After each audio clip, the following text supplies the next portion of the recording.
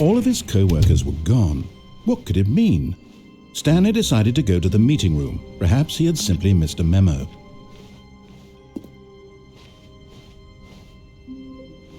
Oh, good. You notice my sign. Yes, I have something very exciting to show you.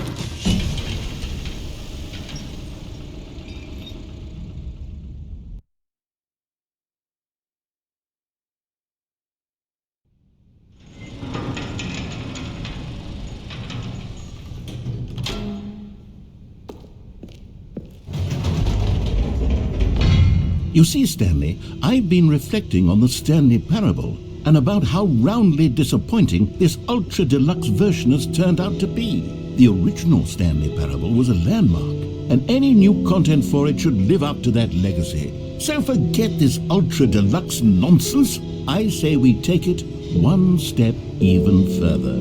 Which is why I'm very proud to announce for the first time ever, the Stanley Parable 2.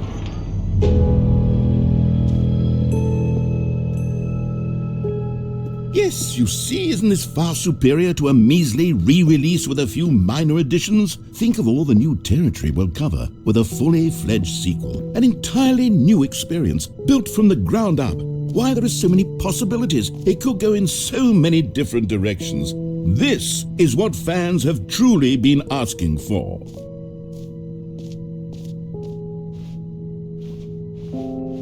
Calling it the Stanley Parable 2 is just so much catchier than Ultra Deluxe, don't you think? Ultra Deluxe? What does it even mean? But the Stanley Parable 2, now that's an artistic statement right there. It's future-oriented. It screams progress and innovation and long-term franchising potential.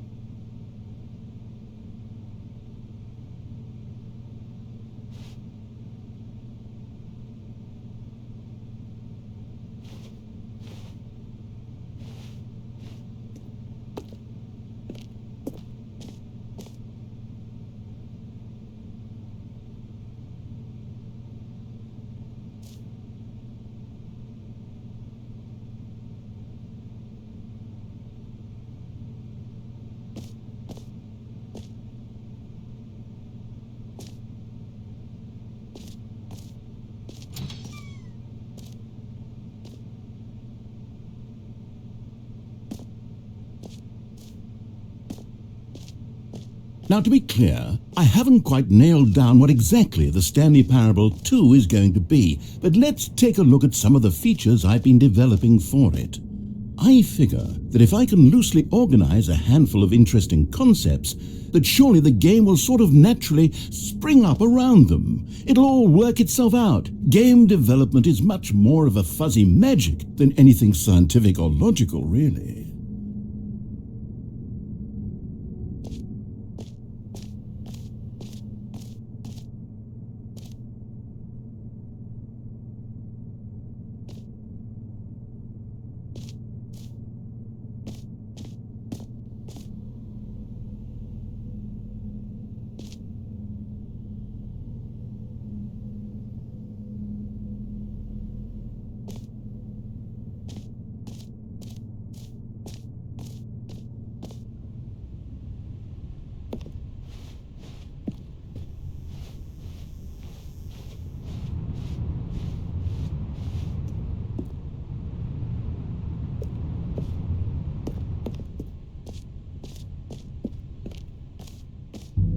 Here we are. Go on, try out some of the new features.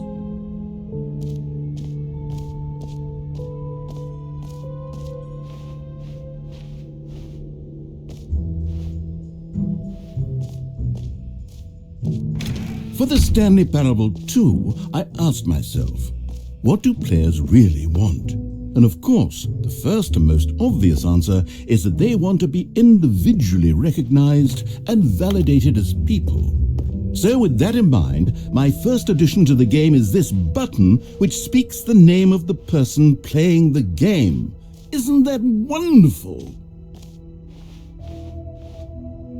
Jim. Sorry, I should have clarified. Right now, the button only says the name Jim. But of course, in the final game, this button will say your name, whatever name that is.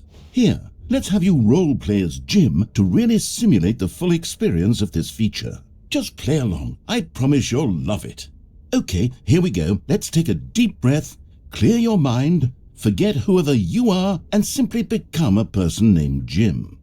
I want you to imagine yourself living as Jim, sleeping and waking as Jim, falling in love and being heartbroken as Jim, seizing all of the world's possibilities as Jim, and as Jim watching your dreams crumble into dust.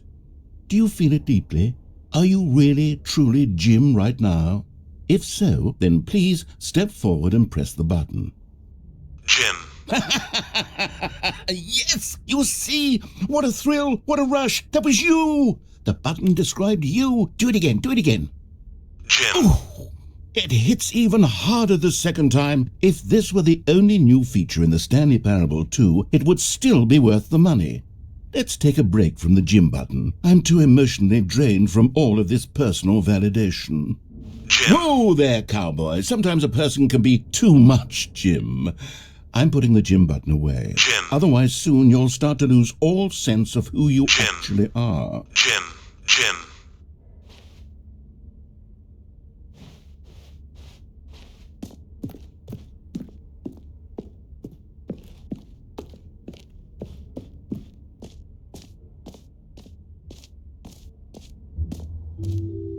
I suppose I could allow only people named Jim to play the Stanley Parable 2. That would actually save me the work of finishing this feature. An epilogue would be fun, wouldn't it, Stanley? Yes, it would go at the end of the, well, we'll figure that out later.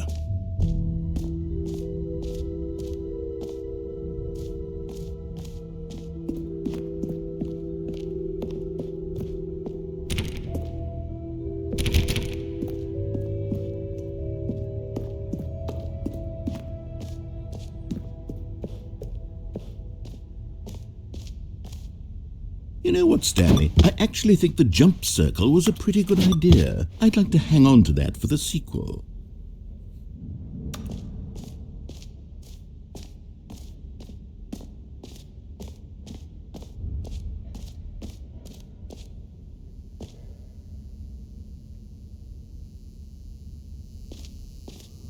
Now here's something special. You remember that broken test achievement that got left in the game on accident? Well, I'm developing a technology to simply give you the achievement.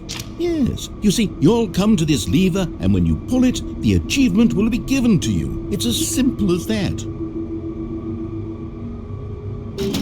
Okay, perhaps I should have clarified. This is technology that will exist. Right now, the achievement is still fully broken. I'm not a wizard, Stanley, but I guarantee it will be fixed in the sequel to at last satisfy the hordes of ravenous fans all over the world who have been uproariously demanding this feature. Gamers, we hear you, and I promise it will happen.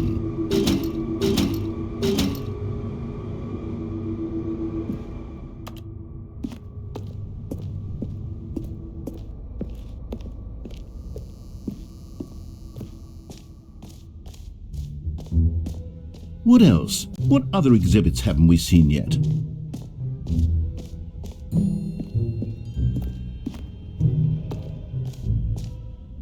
Ah, collectibles.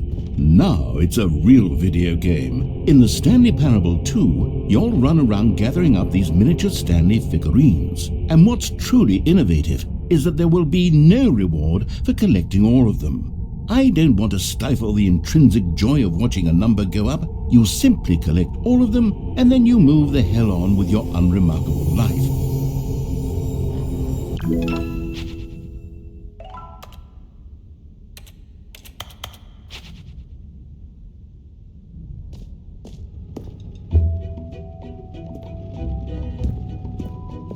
God, it really is the worst when you collect everything in a video game and then they give you a big fancy reward for it. Absolutely tragic.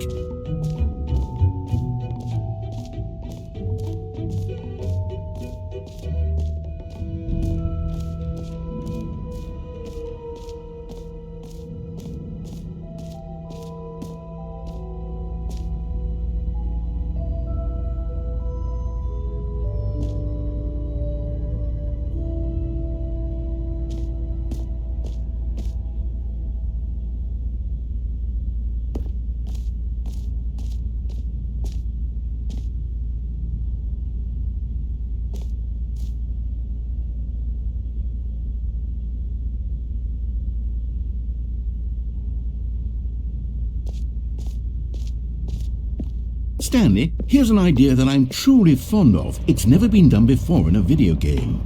This is in fact a hole that you can fall down forever. That's right, infinite falling. You can fall until the end of time if you like. A stunning leap forward for video games as a medium. You see, isn't it wonderful?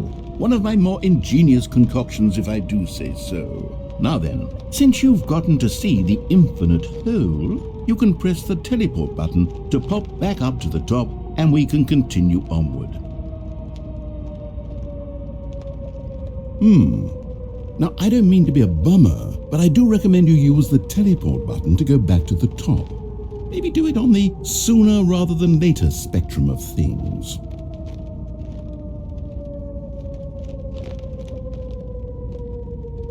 Okay, Stanley, I don't know quite how to say this tactfully, but it's possible that I slightly exaggerated the infinite nature of the hole. Is it a very, very deep hole? To be certain it is. It's an extremely deep hole. I don't want anyone to say that it isn't an astonishingly deep hole. It is. Is it infinite? Well, that sort of depends on your definition of infinity. From one perspective, the infinite is merely philosophical in nature. It's more of a... Okay, well, good for you. You found the bottom of the hole. You found me out, Stanley. I'm a liar and a cheat, and you're so clever. Look, I think the issue here is just that you're unusually fascinated by falling. What normal person actually wants to fall infinitely? I figured the hole was as deep as anyone would actually need. Don't you put this on me. Maybe you're the problem. Look, things got a little heated there. I think we both said some things we didn't mean. Why don't we just put all this behind us and agree to just call the hole mostly infinite?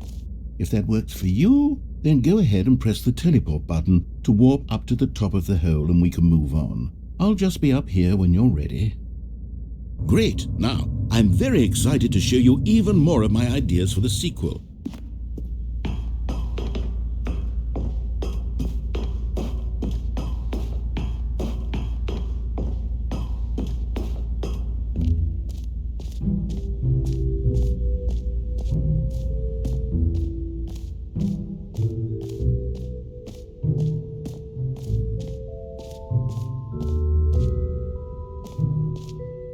Okay, I'll be honest, I haven't yet decided on this one. I think that in the new version, the office could use a bit of decoration, like balloons. But I'm undecided on Get Well Someday and Happy 12th Birthday. Which would you go with? You know, sometimes when you solicit another person's opinion, it makes you realize that you knew which one you actually really wanted all along. Get Well Someday it is. Or actually, maybe I should have gone with... No, I've made my decision. We're moving on.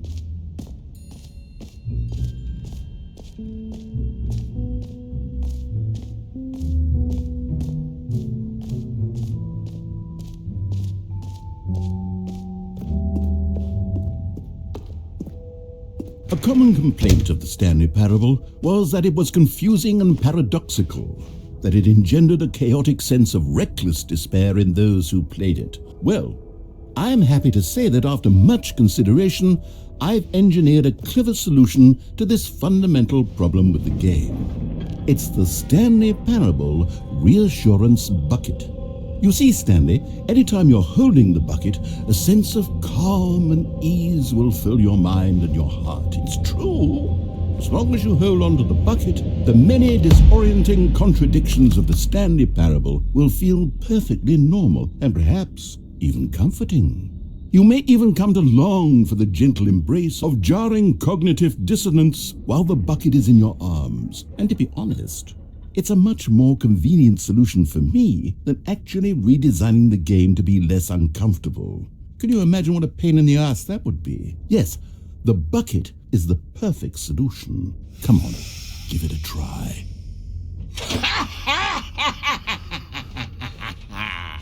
Can you feel it? The glow of comfort, even in the face of crushing despair, must already be sweeping through your body. And in fact, can I say that I do believe the bucket lends you an air of charisma as well? I think that just holding it has made you the slightest bit more attractive as a person. The benefits of the bucket seem to go on and on, don't they?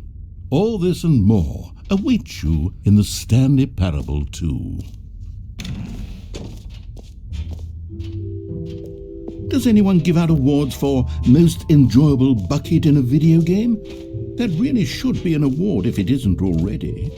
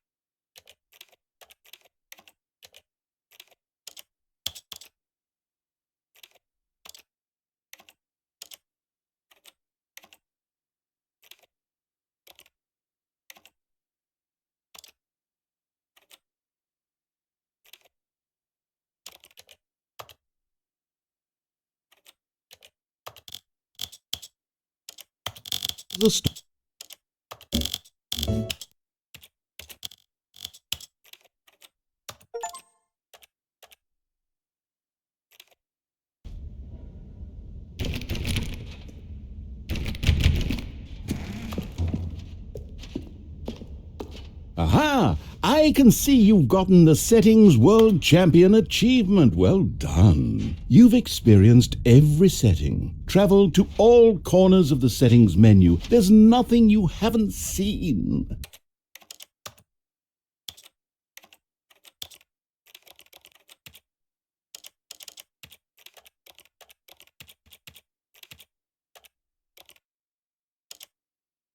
So, just for you, in the Stanley Parable 2, I'm including an entirely new setting, something called bumpscosity. What exactly is bumpscosity? Well, I haven't quite figured that part out yet, but I just know that you'll be able to adjust it on some sort of slider, and that it'll be available from the settings menu. We'll sort the rest of the details out later. I hope you're looking forward to trying out every level of bumpscosity in the Stanley Parable 2.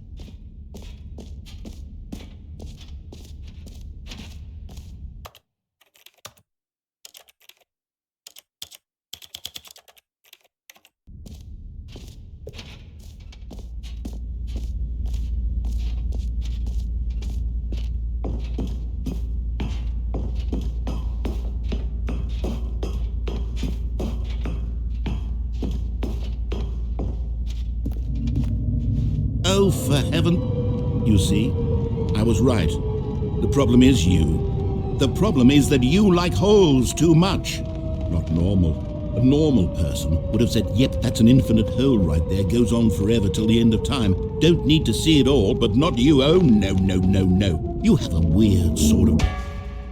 Oh, Did the hole seem even shorter to you this time? I couldn't help but feel like you spent a little less time in there than you did before. I mean, admittedly, I didn't make an infinite hole, but I didn't think it was that not infinite.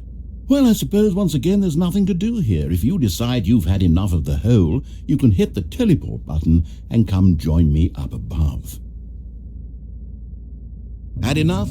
I'm positively thrilled. I really do have so much more to show you and to talk about, and I've had enough of the hole for a lifetime. Gosh, how could I have guessed? You're back in the hole. If this starts to become a thing where... Wow, okay, yes. I'm starting to become extremely certain that the hole is not only not infinite, but that it's growing steadily less and less infinite. I suspect that I'm starting to hit the point where it's no longer feasible to call the hole infinitely deep, even by the lax overall standards for accountability and marketing. What's going on here? Stanley, I have no explanation for the uncertain nature of the hole's length. Here, let's try something. Let's pop back up to the top, and we'll see if it gets any shorter. Well, there it is. The shame of my lie has come to haunt me. Not only is the hole not infinite, but it's barely even a hole at this point. It's more of a concavity, or even a very aggressive divot. How is this still appealing to you? I know you're obsessed with holes, but at this depth, I just can't see this scratching the itch. Oh, who am I to judge? You just do whatever it is you're here to do and hit the teleport button when you're ready to move on. Is the, teleport button not working? You sure? Well, I mean, I really don't have an explanation. It was working. Still nothing? Well, I suppose there is one thing I can do to fix this. I'm out. Goodbye, Stanley. You couldn't bear to be away from the hole, and now you'll get more time with it than you could ever have asked for. It's a win for everyone. You get to be with the hole, I get to do literally anything else. Take care, Stanley. I hope you and the hole have a wonderful rest of eternity together.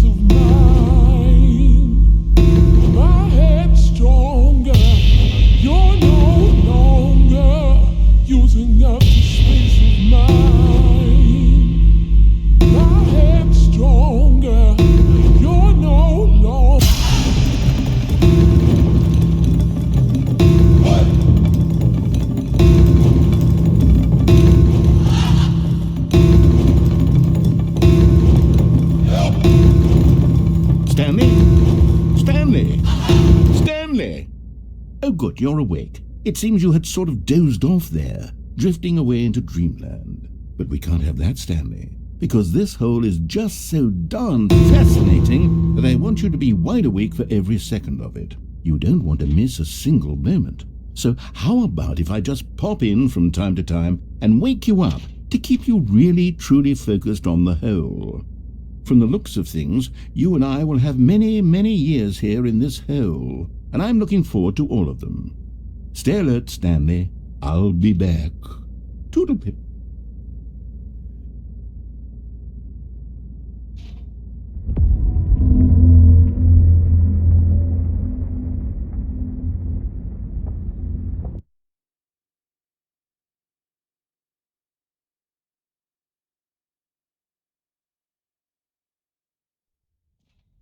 Here we are. Go on, try out some of the new features.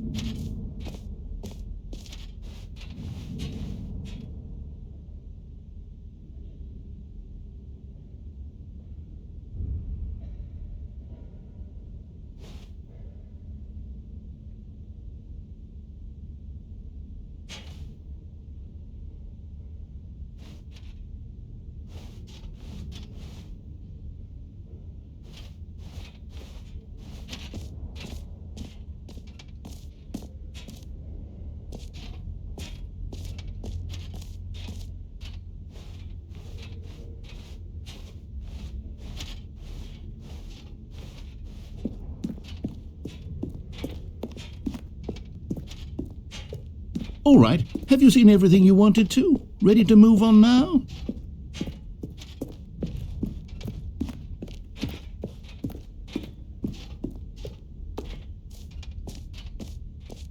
So, Stanley, what do you think?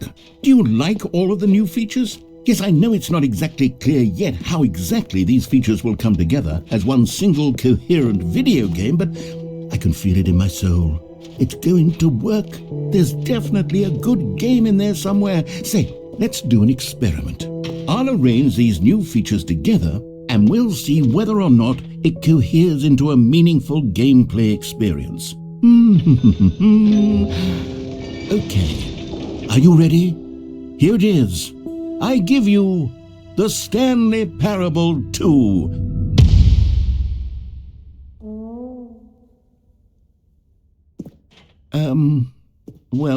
I mean, there's potential here, right? It's sort of... Okay, never mind. Hold on, let me do a different arrangement. Okay, yes, this is much better. I feel good about this. Here we go, version 2. Who am I kidding, Stanley? This isn't a coherent video game at all. It's a lot of gags. And I do very much enjoy creating gags, but they don't add up to anything. I wanted more than anything to create a sequel that would capture all the magic of the first game. I wanted fans to love it. No matter how good these gags are, they won't stand on their own. They would need the structure and the gameplay of the original. Wait, maybe that's it. I can take the original Stanley Parable and simply, well, insert a few of my new features into it. Tastefully, of course. With respect. with care for the vision and integrity of the original game. Would it possibly work? I suppose it could, but it would need a really, really tremendous title screen. A title screen that says with bold and uncompromising conviction, "This is the Stanley Parable 2. Let me see if I can whip something up. All right, perfect. Go ahead. Take a look.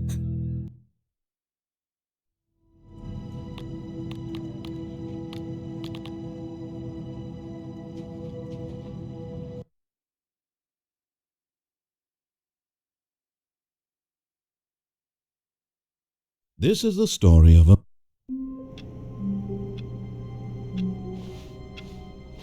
All of his co-workers were gone. What could it mean? Stanley decided to go to the meeting room. Perhaps he had simply missed a memo. Stanley picked up the bucket.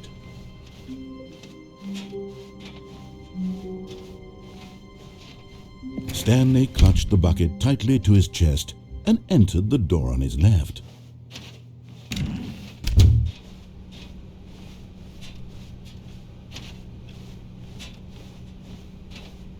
Still no one was here. Stanley needed the bucket's warmth and comfort now more than ever. Perhaps his boss's office was where he'd find answers.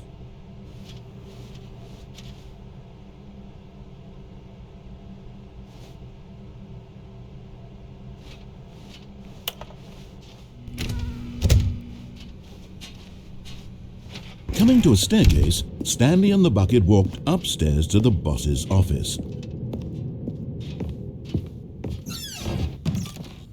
You found one of them. One of the miniature Stanley figurines. Remember, no reward for collecting all of these, only the intrinsic pleasure of a job well done. You can't buy that sort of happiness, Stanley. God knows I've tried. So, I implore you to savor each and every moment you come across one of these beautiful figurines.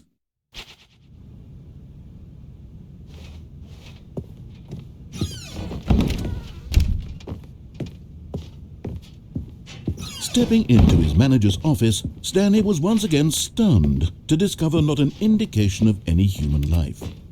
Crushed by the weight of this revelation, Stanley may have broken down into an emotional dumpster fire if not for the soothing presence of the bucket.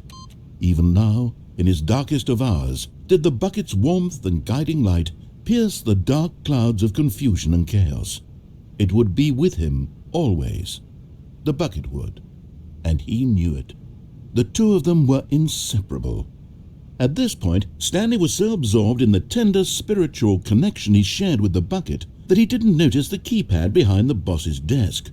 Nor in his bliss of simply being near the bucket did he have any notion that the PIN number for the keypad was 2845.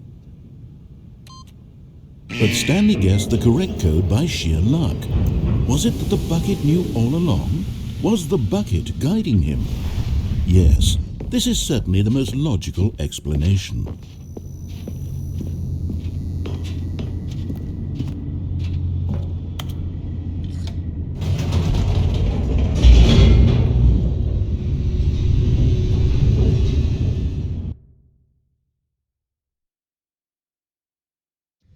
The elevator raced downward, plummeting towards an unknown fate. It would be all Stanley could do to keep himself together, if not for the bucket. Soothing him, comforting him, reassuring that in this darkest moment of uncertainty, he would be all right. The bucket is here for you, Stanley. Everything will be fine. Stanley and the bucket walked straight ahead through the large door that read, Mind Control Facility.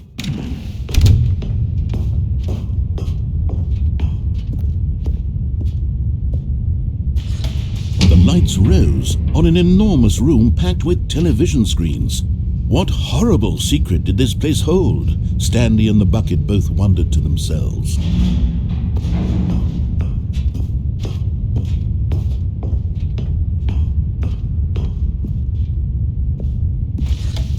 The monitors jumped to life, and Stanley nearly dropped the bucket in shock. Everyone in the office was being videotaped, monitored like guinea pigs.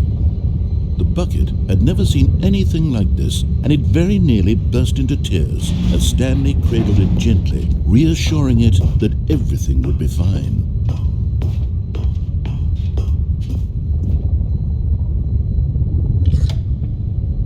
Was the bucket under the mind control facility's influence as well? Had the bucket been told to do things it didn't wish to do? What kinds of things does a bucket want to do or not want to do in the first place? These questions raced furiously in Stanley's feeble mind. No! He screamed into the bucket. He couldn't accept it. His own life in someone else's control, never! He squeezed the bucket tighter. His one friend in the entire world. At this point, he could trust no one except for the bucket.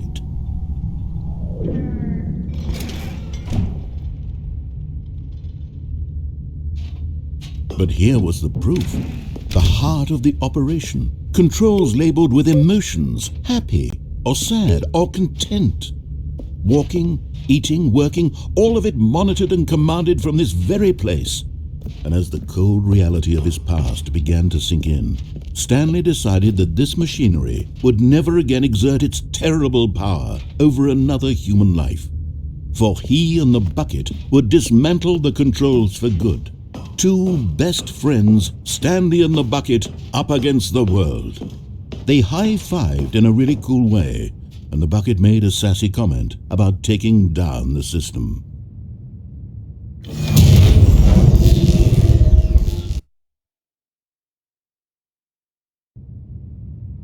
Stanley and the bucket waited in blackness. Was it over? Yes, they had done it. Stanley and the bucket had defeated their greatest and darkest enemy, freed themselves from the tyrannical grip of the evil mind control machine. Freedom was now mere moments away. Excitedly, the two of them began to discuss the kind of life they wanted to live once they stepped through this massive door. The bucket wanted to learn to roller skate. Stanley wanted to sneeze in every country on Earth.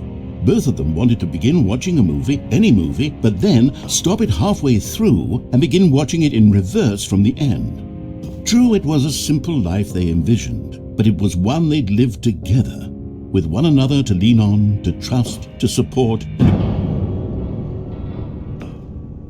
What? Wait. What was happening? Why had the door stopped? Was Stanley and the bucket not about to be freed?